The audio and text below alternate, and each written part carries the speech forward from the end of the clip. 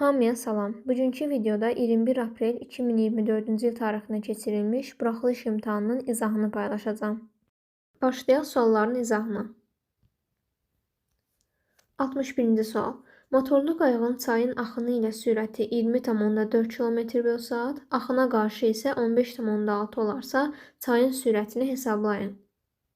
Qayığın sürəti olsun V qayıq, çayın sürəti olsun V çay.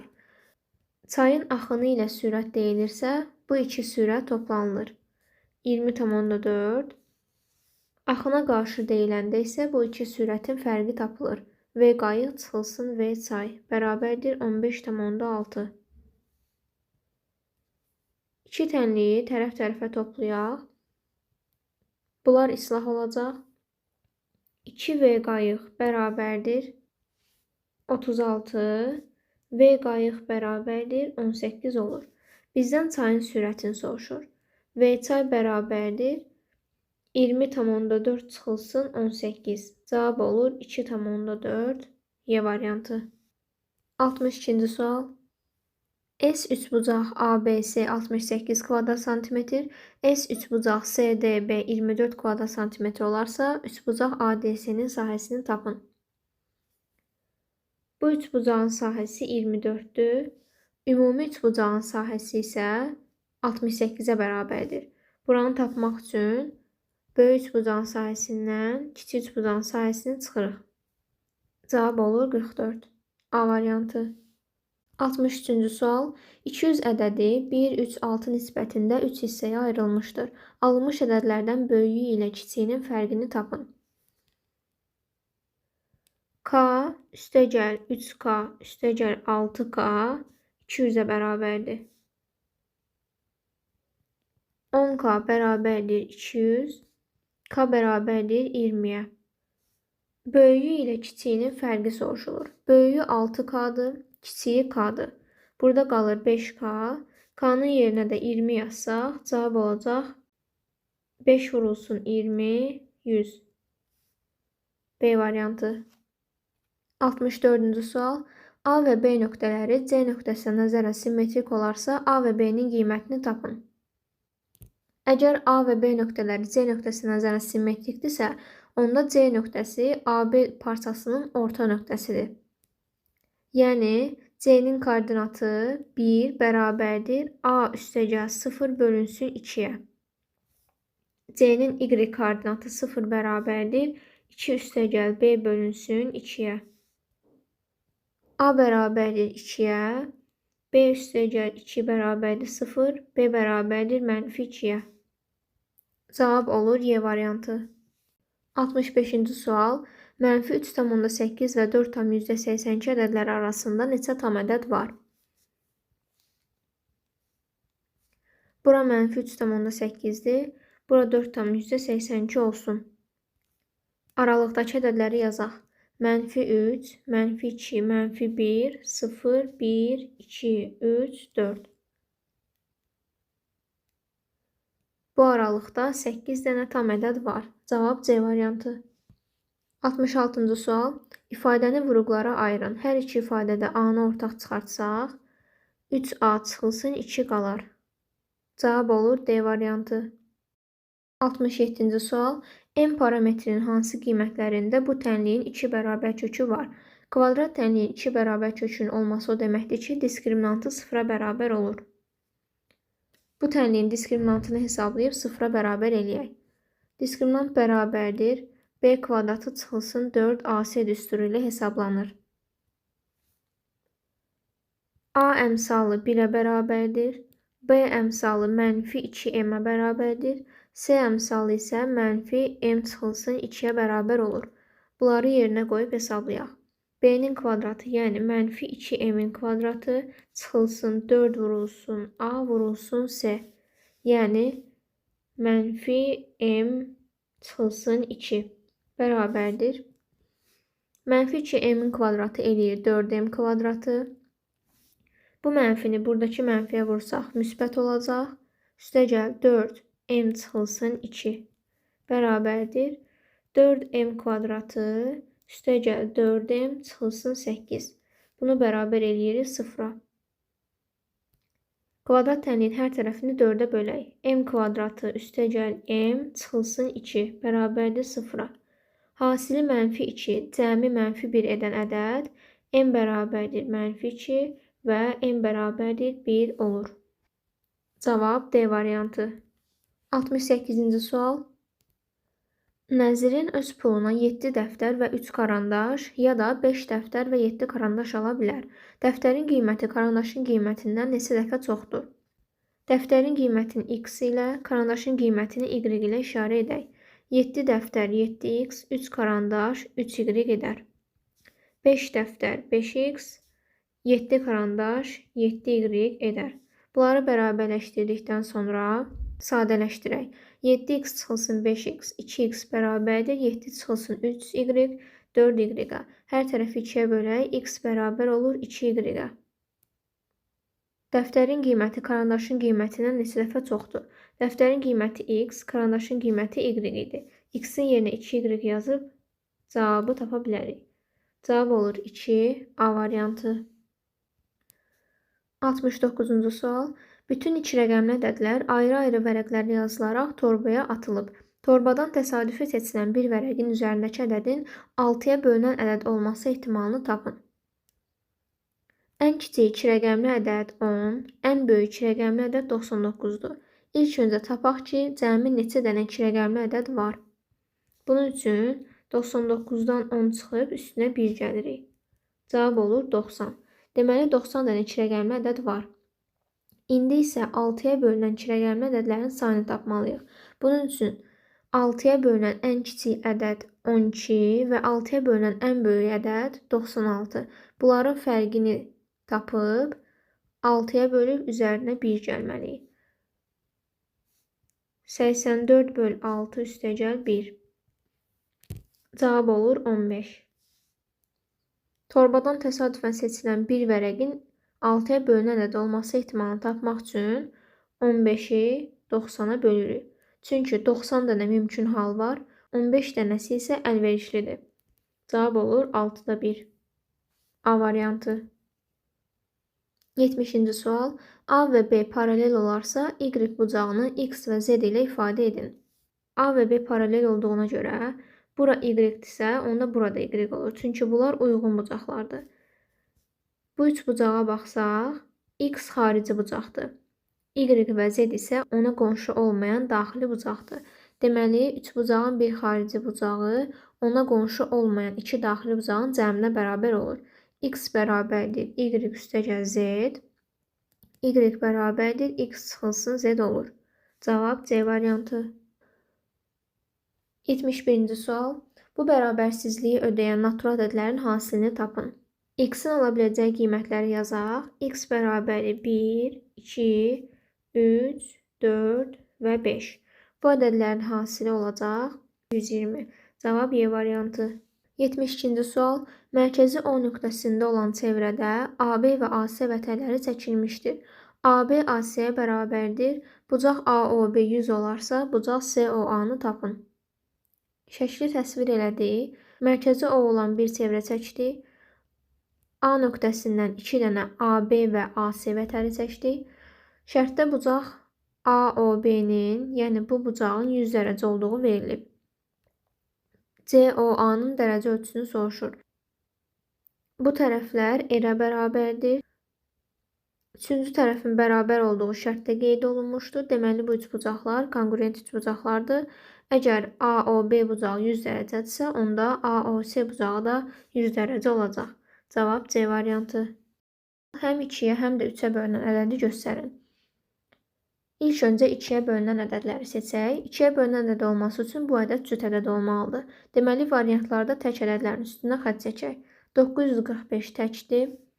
3321 də tək ədəddir. İndi isə 3-ə bölünən ədədləri seçək. Bir ədədin 3-ə tam bölünməsi üçün həmin ədədin rəqəmləri cəmi 3-ə bölünməlidir. 650 rəqəmləri cəmi 11-dir, 11 3-ə bölünmür. 6124 ədədinin rəqəmləri cəmi 13-ə bərabərdir, bu da 3-ə qalıqsız bölünmür. 1608 ədədinin rəqəmləri cəmi isə 15-ə bərabərdir. 15 3-ə bölündüyünə görə 1608 ədədi də 3-ə bölünür. 74-cü sual. İfadənin qiymətini hesablayın. Kök altında 64-dən 8 çıxar. Kök altında 2 vur 8 olur kök altında 16. 16-dan da 4 çıxar. Cavab B variantı. 75-ci sual. İfadəni sadələşdirin. Əsasları eyni olan ifadələri vuranda üstlər toplanır. A üstündə 10 vur A üstündə mənfi 2-ni hesablayanda onun üstünə mənfi 2 gəlir. Bu ifadənin cavabı olur A üstündə 8. Əsasları eyni olan ifadələri böləndə isə üstlər çıxılır. Bunu hesablamaq üçün A üstündə 8 çıxılsın mənfi 3 hesablamalıyıq. O da olur A üstündə 11. Cavab D variantı. 76-cı sual. A, B, S çoxluqları verilmişdir. Bunu hesablamaq lazımdır. İlk öncə B ilə C-nin birləşməsinə baxaq. B ilə C-nin birləşməsi budur. Buradakı ədədlərin A çoxluğundakı ədədlərdən fərqini tapmalıyıq. Eyni ədədlərin üstündən xətt çəkək. A-da 3 var. B ilə C-nin kəsişməsində də 3 var. A-da 6 var. Bunların da kəsişməsində 6 var. A-da 7 və 8 var. Burada da 8, 7 var. A-da 9 var. Burada da 9 var. A-da 10 var. Burada da 10 var. Deməli, B və C çoxluğunun birləşməsinin A-dan fərqi 1, 4, 11, 2 və 12-dir. Cəmi 5 dənə element var. Cavab olur 5. 77-ci sual. İfadəni sadələşdirin. Məxrəzdəki bu ifadəni müxtəsər vurma düsturunun köməyi ilə açaq. A çıx 2B vurulsun. Yuxarıdakı ifadədən isə 4-ü ortaq çıxardaq. 4 A üstəgəl 2B. Məxrəzdəki ifadəni açaq. A çıx 2B A üstəgəl 2B.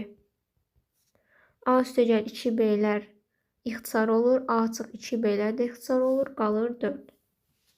Cavab 4. 78-ci sual. A-nın hansı ən böyük qiymətində bu ədədi 45-ə bölünər? Hər hansı bir ədədin 45-ə bölünməsi üçün onun həm 9-a, həm də 5-ə bölünməsi lazımdır. 5-ə bölünən ədədlərin sonu 0 və ya 5 ilə bitir. Deməli, B-nin ala biləcəyi qiymət 0 və 5 ola bilər. Ədədin 9-a qalıqsız bölünməsi üçün isə həmin ədədin rəqəmlərinin cəmi 9-a qalıqsız bölünməlidir. B-nin yerinə 0 yazaq və A-nı hesablayaq. 4, A, 9, 0. Bu ədədin rəqəmləri cəmi 4 üstəgəl 9 üstəgəl A-dır. Bu cəm 9-a bölünən bir ədəd olmalıdır. 13 üstəgəl A. A-nın yerinə 5 yazsaq, bu ədəd 9-a bölünər. Çünki cəm olacaq 18. 13 üstəgəl 5, 18. İndi B-nin yerinə 5 qoyub hesablayaq. 4A, 9, 5. 4 üstəgəl A üstəgəl 9 üstəgəl 5 bərabərdir 18 üstəgəl A. A-nın yerinə elə bir ədəd yazmalıyıq ki, bu cəm 9-a bölünsün. A-nın yerinə 0 yaza bilərik, çünki 18-in özü 9-a bölünür və 9 yaza bilərik. Bizdən isə A-nın hansı ən böyük qiymətində soruşur. A-nın ən böyük qiyməti 9 olur. 79-cu sual.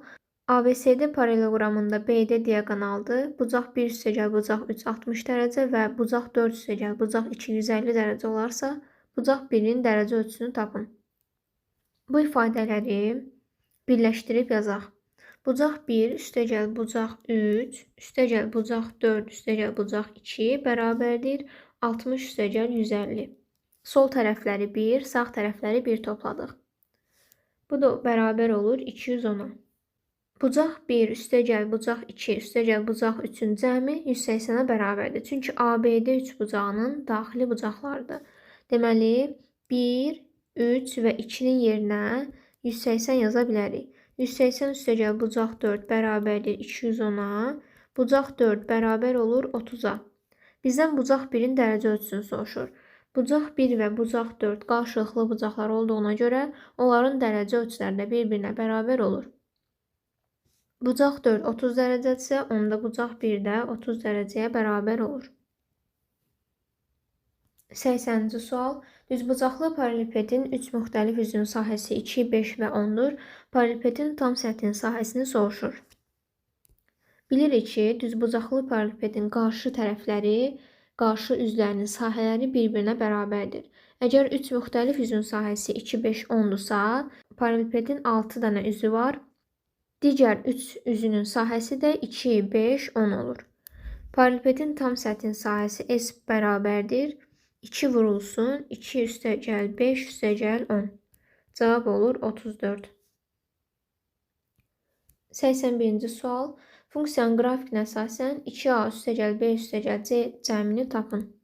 İlk öncə bu nöqtənin koordinatlarını yazaq. Bu nöqtənin koordinatları 0, 4-dür. Yəni x-in yenə 0 qoysaq, y 4 qiymətini alacaq. Funksiyada x-in yenə 0 yazsaq, y s-yə bərabər olur. Onda s-nin qiyməti olur 4. Daha sonra bu nöqtəyə baxaq. Bu nöqtə parabolanın təpə nöqtəsidir. Təpə nöqtənin koordinatı 2, 0-dır. Təpə nöqtənin x koordinatını tapmaq üçün n bərabərdir -b bölü 2 a düsturundan istifadə olunur. Bu bərabər olur 2-yə. Onda b bərabərdir -4 a-ya.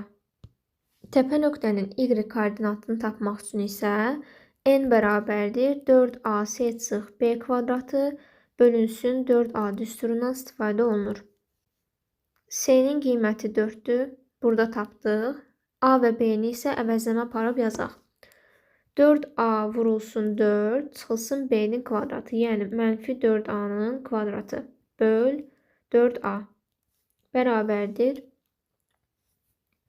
16a çıxılsın 16a kvadratı bölünsün 4a.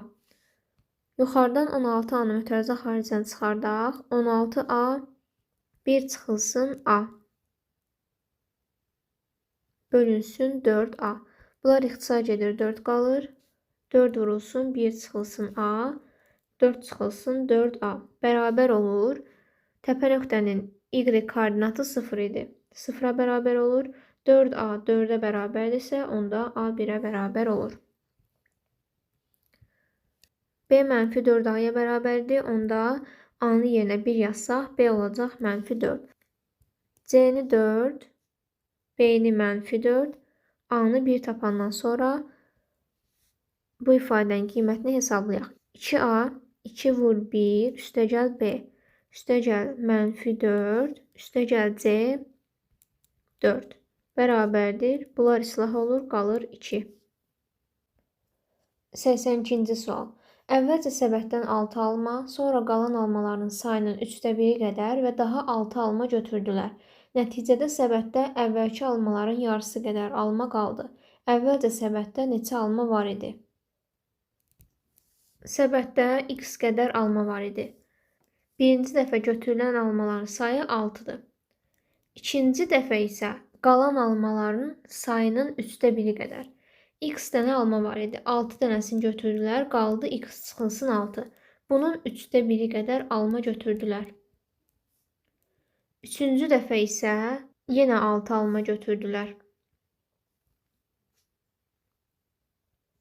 Ümumilikdə götürülən almaların sayı 6 üstəgəl 3/1 x çıx 6 üstəgəl 6-ya bərabər olur.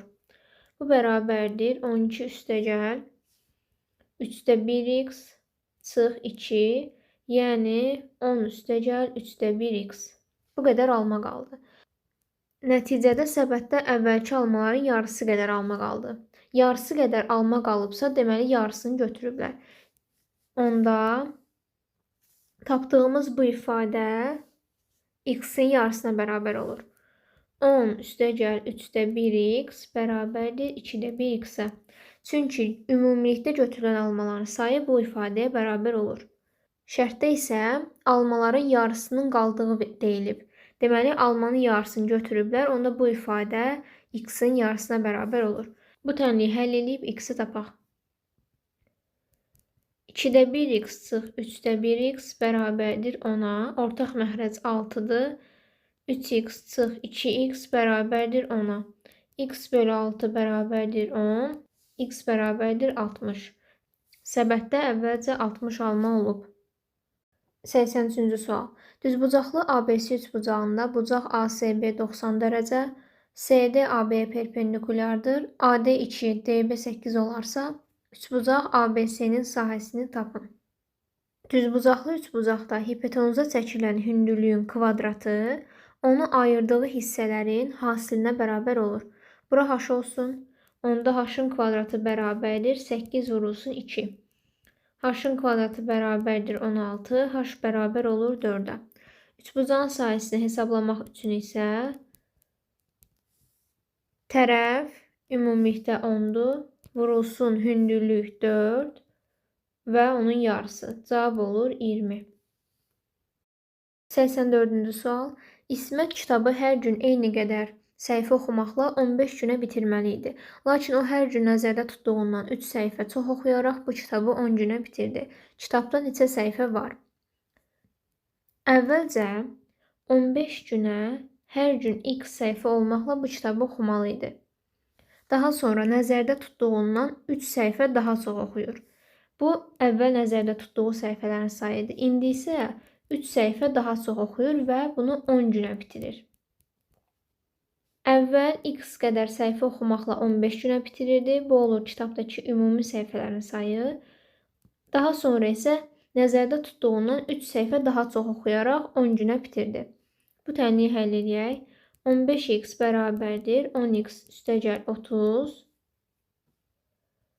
5x bərabərdir 30. X bərabər olur 6-ya. Kitabdakı səhifələrin sayını tapmaq üçün isə 15-i 6-ya vurmaq lazımdır. Cavab 90. Çevrənin ən uzaq iki nöqtəsinin koordinatları A və B olarsa, bu çevrənin tənliyini yazın. Çevrənin ən uzaq iki nöqtəsi diametrin uc nöqtələridir. Çevrəni təsvir elədik. Ən uzaq iki nöqtəsi diametrin uc nöqtələridir. Bura A 3, -2 nöqtəsi, bura isə B -5, 4 nöqtəsi olsun. Çevrənin mərkəzi diametrin orta nöqtəsi sayılır. Onda çevrənin mərkəzinin koordinatlarını x, y ilə işarə eləyək. X bərabər olur 3 üstəgəl -5 bölünsün 2. Orta nöqtənin koordinatlarının tapılma düsturu. Bərabərdir -1. Y bərabərdir -2 üstəgəl 4 bölünsün 2. Yəni 1. Çevrənin mərkəzinin koordinatları oldu -1, 1. Çevrənin tənliyini yazmaq üçün mərkəzin koordinatlarından əlavə radiusun uzunluğunu da bilməliyik. Bura -1, 1 nöqtəsidirsə, onda bu məsafə radiusa bərabər olacaq. OB məsafəsini tapsaq, radiusun uzunluğunu tapa bilərik. OB məsafəsini tapmaq üçün iki nöqtə arasındakı məsafənin düsturundan istifadə etməliyik. -5 çıxılsın buradakı -1 kvadratı üstəgəl 4 çıxılsın 1-in kvadratı bərabərdir. -5 üstəgəl 1 -4 kvadratı 16 üstəgəl 4 çıx 1 3-ün kvadratı 9. Kök altında 25. Radiusun uzunluğu oldu 5. İndi çevrənin tənliyini yazaq. X çıxılsın çevrənin mərkəzinin x koordinatı -1-in kvadratı üstəgəl y çıxılsın çevrənin mərkəzinin y koordinatı 1-in kvadratı bərabərdir r-in kvadratına. R-i 5 tapmışdıq, kvadratı olur 25. X üstəgəl 1-in kvadratı üstəgəl y çıx 1-in kvadratı bərabərdir 25. Cavab bu ifadədir.